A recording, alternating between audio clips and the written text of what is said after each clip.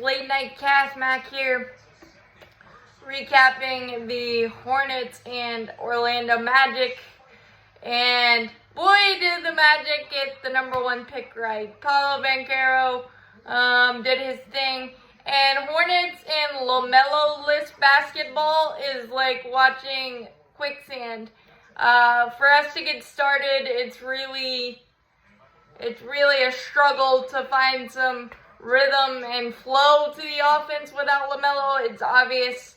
I think it's also because we were finally finding a rhythm with him, and everything was flowing really nicely, and then LaMelo goes out, and then PJ Washington goes out, and you got to try it. And the ball was a wet bar of soap tonight. We had 21 turnovers, a season-high 9 in the first quarter. We were able to get a good spurt at the end of the first quarter to kind of stem the tide and stay in it. But the second quarter, we only scored 22, and we're down 20 for the large majority of the third quarter.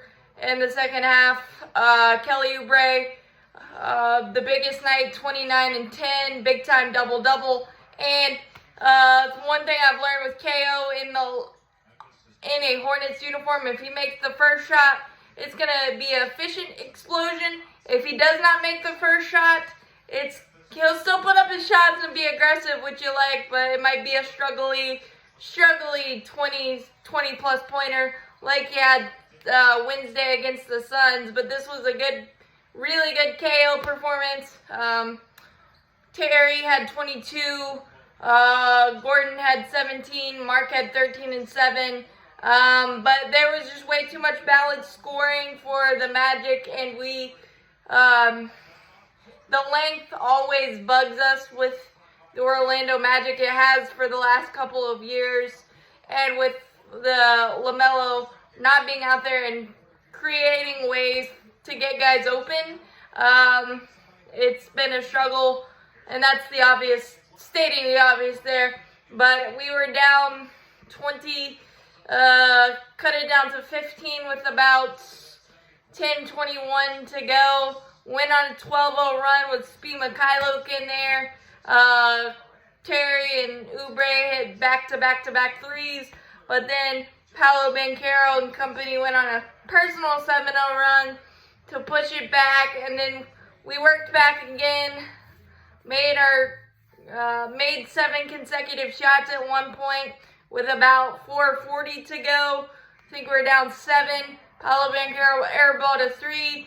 Terry Rozier tried to drive to the basket a little bit too forced of a shot, given how we were finally finding some offensive rhythm. But I get it. He was looking to be fouled because we got in the bonus pretty early. It just didn't work. And then they were able to get back at a bucket and a couple of turnovers by Terry Rozier in the fourth. And during that stretch, that kind of just put the nail in the coffin. But you can't really fault Terry because, again, with the injuries we've sustained this year, Terry's had to be the guy a lot of the time this year, and he hasn't had Gordon, he hasn't had LaMelo, he hasn't had PJ. So just some rough stretches for Terry late in the ball game in the fourth, the last couple of games. But the turnovers were the big story, the slow start. JT Thor had some nice, had I think 3 consecutive possessions in the first half with steals. So that was nice to see. Nick Richards is still too many offensive fouls, too much playing too fast.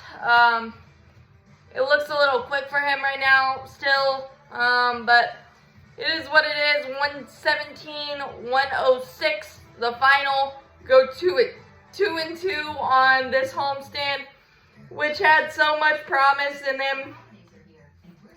The ugly crossover by LaMelo turned terrible, and then KD did KD things in his son's debut, and the Orlando Magic are going to be a problem, and be a problem very, very soon.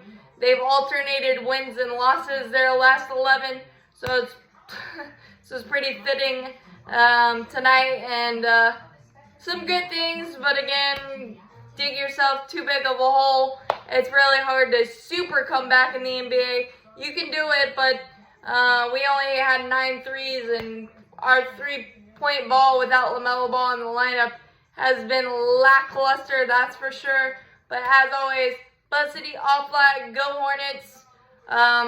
We're back on the road, I believe, on Monday. So I'll see you then. Hit that subscribe button, hit that like button. It helps out a lot. Thanks, guys.